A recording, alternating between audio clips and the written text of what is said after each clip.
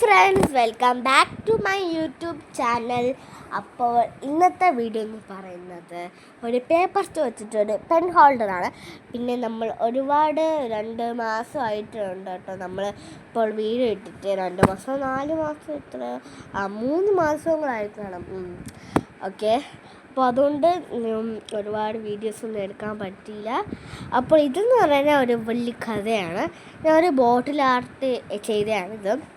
അത് ഞാൻ വീഡിയോ എടുത്തില്ല.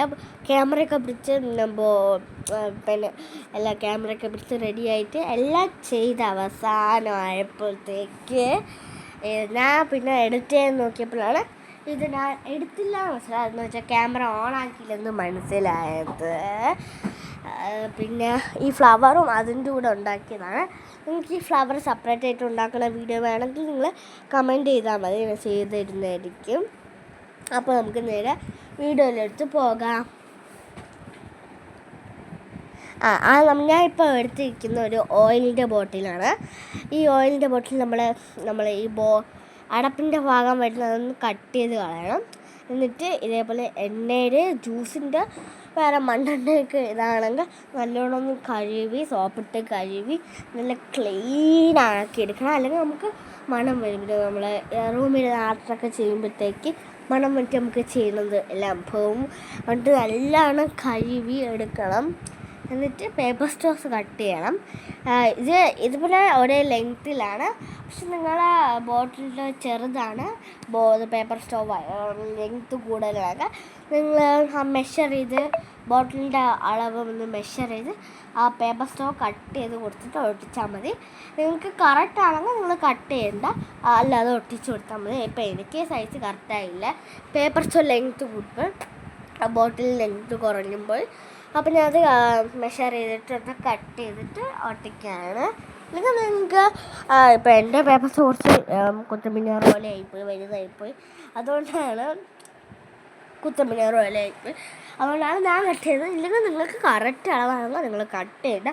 കട്ട് ചെയ്യിക്കണേ തീരെ ചെറുതായിപ്പോൾ ഞാൻ വളനിക്ക് പറയാണ് കേട്ടോ. പിന്നെ എനിക്ക് ഈ വോയിസ്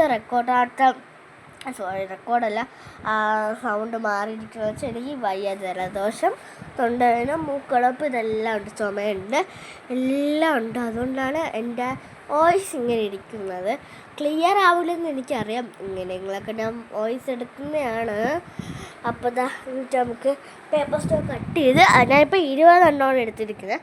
നേരത്തെ ഞാൻ കട്ട് ചെയ്തപ്പോൾ 16 എണ്ണം കാണുമല്ലോ. പിന്നെ ഞാൻ ബാക്കിയും കൂടെ കട്ട് ചെയ്തെടുത്തു.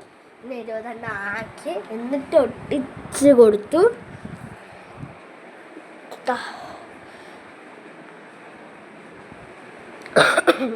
കൊടുത്തു. പിന്നെ ഇടയ്ക്ക് എൻ്റെ വീഡിയോ ഒന്ന് സ്റ്റക്കായിപ്പോയി. എഡിറ്റ് ചെയ്യുമ്പോഴാണ് ശ്രദ്ധിച്ചത്. എഡിറ്റ് ചെയ്യുമ്പോഴല്ല, വോയിസ് കൊടുക്കുമ്പോഴാണ് ശ്രദ്ധിച്ചത്. കുറേ നേരം ആ വീഡിയോ ഇങ്ങനെ തന്നെ സ്റ്റക്കായിട്ടിരുന്നു. ഞാൻ ഫിൽറ്റർ ഇതൊക്കെ കൊടുക്കുന്ന നേരത്ത് ഞാൻ നോക്കിയതാണ്, ഒരു പ്രോബ്ലം ഇല്ലായിരുന്നു. പിന്നെ വോയിസ് റെക്കോർഡ് ചെയ്യുന്ന സമയത്ത് കുറേ നേരം ഇപ്പോഴല്ല, കുറച്ച് ഈ ഒട്ടിക്കുന്ന സീൻ തൊട്ട് അങ്ങനെ കുറച്ച് സ്റ്റക്കായിരുന്നു. അതൊരു ഇഷ്യൂ ആണ്. അപ്പോൾ അതൊന്ന് ക്ഷമിക്കണം. കുറേ നേരം ഇങ്ങനെ സ്റ്റക്കായിട്ടാണ്. അതുകൊണ്ട് എൻ്റെ ആ വീഡിയോ ഇങ്ങനെ ലെങ്ത്തായി പോയിക്കൊണ്ടിരുന്നു.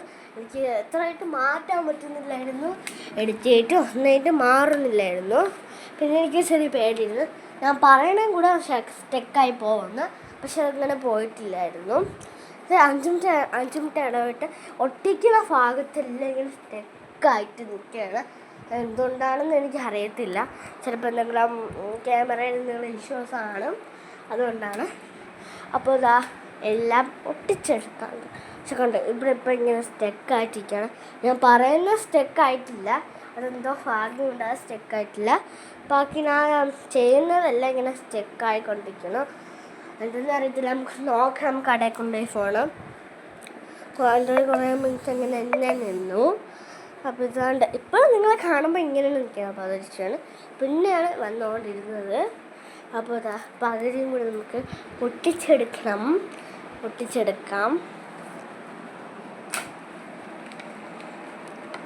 പകുതിയും കൂടെ നമുക്കിനി ഒട്ടിച്ചെടുക്കാം. ഞാൻ 3 എണ്ണം ഇപ്പോൾ ഒട്ടിച്ചോളാം. 3 എണ്ണം അല്ല, ഫുള്ള് ഒട്ടിക്കണം. ഞാൻ എന്തൊക്കെ പറയുന്നതെന്ന് എനിക്ക് അറിയത്തില്ല. സംസാരിച്ചുകൊണ്ടേ ഇരിക്കും. വേർതിരിവൊന്നുമില്ല, സംസാരിച്ചുകൊണ്ടേ ഇരിക്കും. അതുകൊണ്ട് ഞാൻ സംസാരിച്ചുകൊണ്ടിരിക്കും.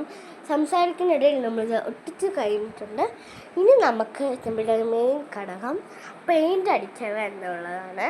എനിക്ക് ആദ്യം മടിയായിരുന്നു പെയിൻ്റ് അടിക്കണം ചുമ്മാ വെച്ചാൽ പറയുന്നത്. ഇത് നമുക്ക് ഭംഗി കാണില്ലല്ലോ.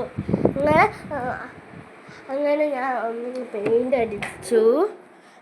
പിങ്ക് പെയിൻ്റാണ് എടുക്കണം. എനിക്ക് ഈ ലൈറ്റ് പിങ്കൊക്കെ ഭയങ്കര ഇഷ്ടമാണ്.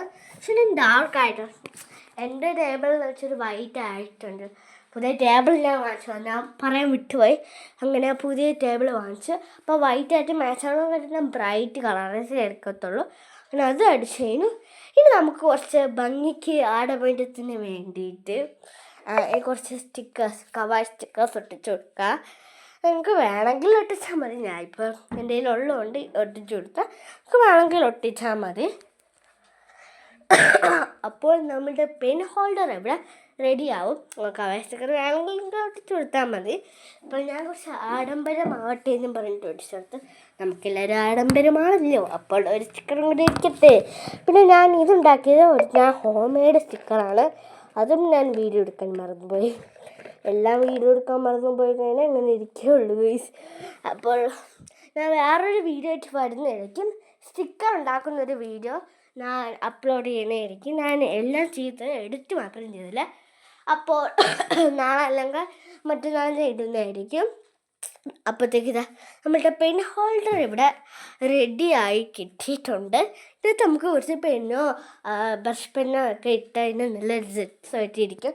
ബ്രഷ് പെന്നോ വെച്ചാൽ നല്ല രസമായിരിക്കും. ബ്രഷ് പെന്നിട്ട് നല്ല രസമായിരിക്കും. അപ്പോൾ ഇത്രയേ ഉള്ളൂ ഇന്നത്തെ വീഡിയോ.